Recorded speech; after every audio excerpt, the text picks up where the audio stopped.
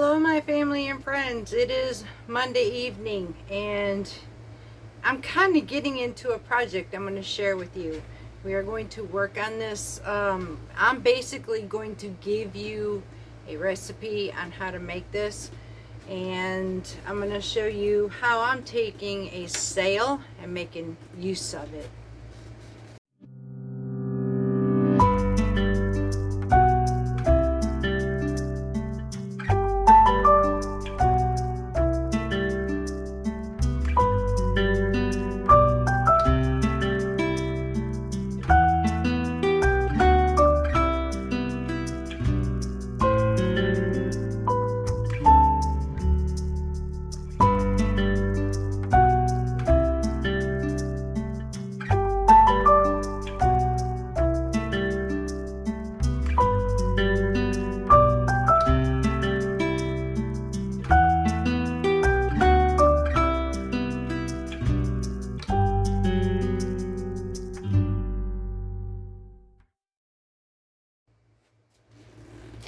Alright y'all, so let me explain about a sale that I'm working on.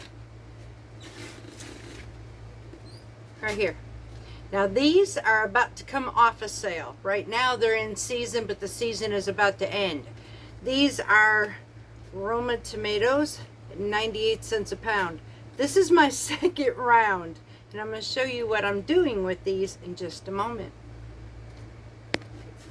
Okay y'all, so I am working with sun-dried tomatoes. Now I could buy these, but these are almost $4 a pack and there's only 3 ounces. Now this is crazy, when my Roma tomatoes currently are 98 cents a pound.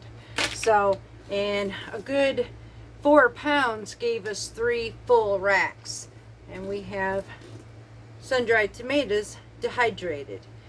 Now I am making sure I grab this sale and make as much of this while I can before they up that price. And there's a reason for that, because this winter I can use in-season tomatoes and make capulaiato siciliano, which is a sun-dried tomato paste basically that you can leave in your refrigerator. And every time you use it, just top it with olive oil. It's got fresh basil and fresh garlic in here. Now I am storing mine in the refrigerator, but this stuff is, oh my goodness, good. There is also bits of sprinkled oregano. Now to make this is super simple. Take, whether you're doing it fresh like I am or whether you do it by this, you want to take, whether it's a food processor or something, or just fine chopping it, you want to do this very fine. Now unless you had a huge batch of it, they say that you can also grind it, which I don't necessarily have a huge batch to pull out my grinder, so I use a food processor, even a mini, for this. I wanted to test it first, so I started out with this with a mini food chopper. From there, I added about a half a clove of garlic and a couple leaves of basil. Now I minced all that up in the food processor, pulled it out, and I found me this cute little jar that I could keep it in that has, and I love these. I love these. So I went and found one finally. They're not easy to find, so I went and found this jar. I'm looking to get bigger ones actually. So I took part of that sun-dried tomato paste, put it in here at the bottom, and I mashed it down. Sprinkled oregano, laid a piece of basil leaf on top, and then topped it again with my tomato sun-dried tomato paste. Basically pressed it down again, sprinkled with oregano, topped it with a basil leaf, and this time I took and topped it with olive oil. Now I gave it a couple tries because once you pour the olive oil it sinks to the bottom of the jar, which is okay, but you want to make sure that you have this top layered covered with olive oil, especially if you're going to leave it on your shelf. Now for me, I don't trust it to be on my shelf with all the humidity we have. So mine is in the refrigerator, but it works just as good, and I could keep this jar up to 6 months, which honestly, this is not going to last that long. Let me put this back in the dehydrator, and I will tell you a few ideas that you can do with this. Okay, y'all, so some of the ideas that I would use my capulaiato for. Number one, now I will tell you this method I learned from Pasta Grammar. The Italian cooks, authentic Italians, they literally come from Italy. Eva does, or Eva. Anyways, take that mixed with chicken breast, stuff it inside. Oh my goodness, I can almost taste that right now. So knowing what it tastes like, take your chicken breast and stuff it inside with maybe some cheese or whatever. This mix is could be used in both ways, as using it as a pesto, in pasta possibly. You can top fish with this stuff. You can easily use it for potatoes if you wanted to, for your chicken. So many ideas to be able to use this mix. It's kind of like a sun-dried tomato pesto. You can add Parmesan to this in that dish as well. You can use it honestly for a cool summer deal. You can make a bruschetta out of it if you didn't want to do anything else, or take flatbread and spread it on flatbread with a little fresh mozzarella and some fresh basil, and you have a margherita that is beyond anything you've ever tried. So these are several reasons of ways you can use this. I love to be able to work with sun-dried tomatoes better than basically canned. But, and when I mean canned, I mean to make it into a sauce is amazing. Now, here's what I can do is I can also take that in that jar, add a little bit of water to it, add that in my food processor or my little mixer, whip it up and turn it a little bit thinner into a sauce. So there are several things you can do with this. I am introducing condiments like these because I think it's something valuable in our refrigerators. Fairly, depends on how you do this, it can be inexpensive. Now, what I am doing, like I said, I'm kind of taking advantage of a 98-cent a pound Roma tomatoes because I didn't get that many. And what I did, I actually canned mine whole for sauce this winter. So I am taking advantage of a sale, and that sale I am doing nothing but removing the seeds, slicing it about a good ½ inch to an inch, and I'm placing them in my dehydrator and dehydrating every slight bit of this. Now I could do it when it's crispy and throw it in a jar, or I could get it to mediocre and then put them in a freezer bag and put them in my freezer. Either way, they will store all winter long and be able to use what I need in the process. That's it. Or you can go and do this. Another one which I have done, waiting on it, is Azure Standard. Also has sun-dried tomatoes. They're a little bit more pricey like they are at the store. But again, those are organic as well. So I've got that coming plus what I'm doing. So I'm going to make sure I have plenty of sun-dried tomatoes throughout the winter to be able to do what I want to do and not have to go to the grocery store so much. Hubby and I have plans, and one of my biggest plans, honestly, y'all, is I am so fed up. I need a new refrigerator, and that is, we're saving for it. So I'm doing everything I can to hit the sales, do what I need, get me settled, because this winter it's going to be saving money. So anyways, I do have a Greek supper tonight that I am making for me. I am making a Greek cod and some Greek style green beans for supper.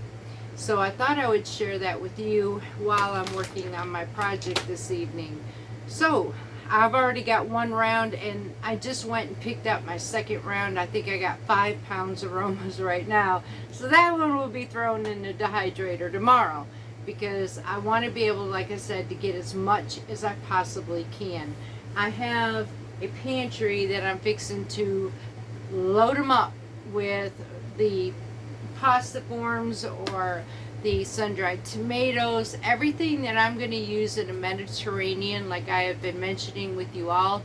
Probably tomorrow I am going to do a list of pantry items, because Friday, as much as I tried to, it was a bit hard. So we're going to do pantry item Tuesday, to get you prepared on what would you put in your pantry for Mediterranean, and basically right now for any time. So I'm going to show you that as well, and then I will show you my new pantry stocks for dry goods. Now, I have been showing you the canning room, but it is time that I show you what I've been working on dry goods. So these are the things that I am using on this homestead to prepare me for winter as a Mediterranean homestead. So let's start supper, and then we're going to eat, y'all. Okay, y'all, so we are using cod fillets. The first thing I'm going to do is take, they say about 2 to 4 cloves of garlic. I love garlic, but I don't think I'm going to like that much garlic, so I am actually, instead of using 4, I'm using 2 cloves. Don't get me wrong though, I do love my garlic. We're also going to drizzle this with some olive oil. I got my oven preset for 375 degrees.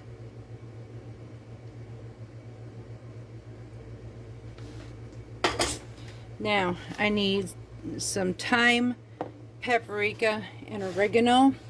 We're going to make a mix to sprinkle on top of our fish before we add our lemons.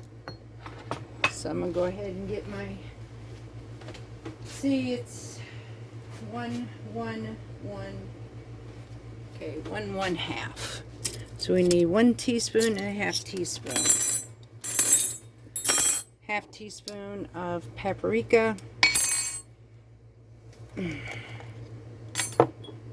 1 teaspoon of oregano. 1 teaspoon of thyme.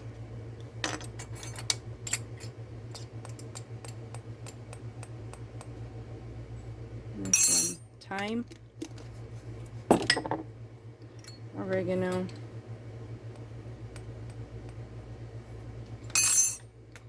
and now parsley.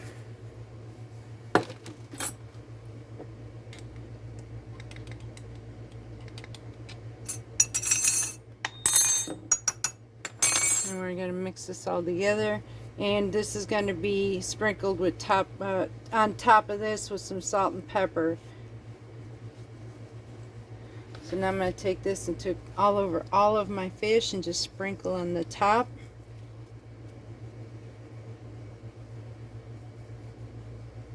You kind of want to coat the top of these.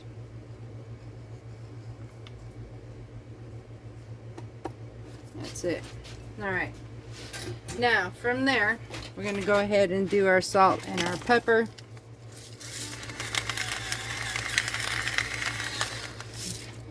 Now we're going to do a little bit of pepper here.